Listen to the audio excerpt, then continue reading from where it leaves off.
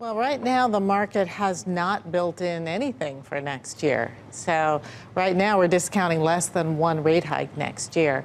So the idea that the announcement can be dovish is a little hard relative to expectations. So it's going to be hawkish. Then is it going to be taken badly then? Well, keep in mind we're only right now at zero real interest rates.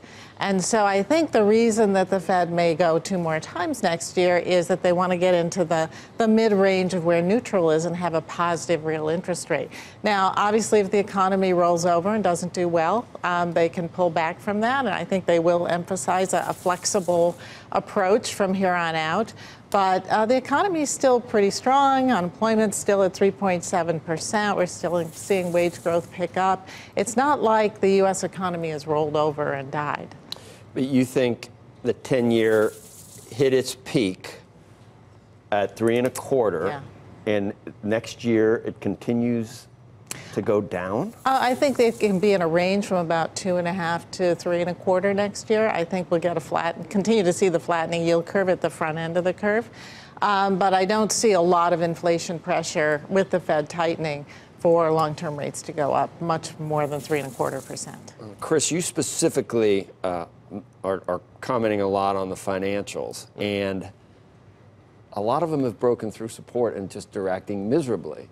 But you are looking at that as a positive, as a capitulation that could be bottom forming? Is that what you think? I think it's maybe the first sign. You had more 52-week lows among financials last week than any point really since the lows in 2015. So you can look at that as maybe the first step of putting in some type of low in that group. But I think it's too early to make that call. And, Joe, you asked an important question. Has the market done enough yet to get the Fed to pause this week? The NASDAQ is still up on the year, right? Mm-hmm. That doesn't sound like a market that has done enough at this point. Well, and frankly, I don't think this Fed pays as much attention to what the market's doing at any point in time. I don't think they care as much. Yeah, they have to throw a much bigger temper tantrum. And I think when you look for the traditional elements of fear and anxiety that present themselves at major bottoms, I'm reluctant to say that those are in place yet.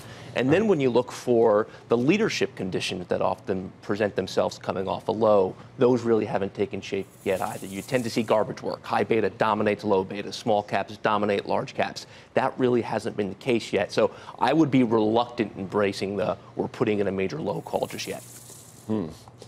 What would make you less reluctant? What do we need? Do you have a little score or a little checklist of what we would need to get more bullish or definitively bullish? Sure. I think number one, I think we need a flush. We need put volume to swell. That has been notably absent over the last several months. That's unusual. I think secondly, we need the factors that measure liquidity to improve. I want money growth to reaccelerate. I want high beta to outperform. I want new issues, IPOs, to act better. I think those are very good barometers of how the market perceives liquidity, and none of them have really made much of a turn yet. You're using the flush word because of our previous, I just got you thinking that way or something? Or Exactly. You nailed it. Yeah, all right. So did you see the Druckenmiller piece? Did you read that? It's in there? No, I didn't. I read about it, but I haven't read it. I think he's worried about the global economy slowdown. Not so much. He thinks the Fed, like, it's not the first person, but he wanted, remember at Delivering Alphas a couple of years ago, he really wanted the Fed to get off of emergency. The truth. Level. Yeah. Get off the pot. Get off the pot. He wanted them to get off the emergency levels, but we have a metaphor keep coming back to that. Yeah. But now, I think that he and Kevin Warsh think that maybe the Fed has missed the opportunity, and that the time that they spent not doing it, the asset bubble has inflated to the point of now it could be a problem if we go up too quickly. Yeah, keep in mind, they've been reducing the balance sheet for quite some time now, so that's another form of tightening. And I think it's running in the background, but it's still happening. So, I think what the markets are adjusting to is this era of easy money is over. And we had low volatility and great returns for a really long time, and now we've had mediocre returns and high volatility. And, it's an adjustment period. But does this perception, is this already reflected in the market? Meaning, has it already been pulled forward, all of this skepticism and pessimism? You get these reports, I don't know if you saw the NBC Wall Street Journal poll that came out, just in terms of people's sentiment.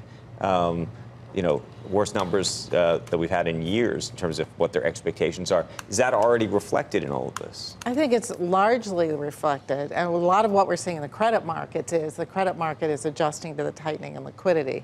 So we're seeing some stress in the leveraged loan market and high yield market and investment grade. I don't know about the other asset markets, whether they fully discounted the tighter monetary policy yet. Andrew, I might add to that.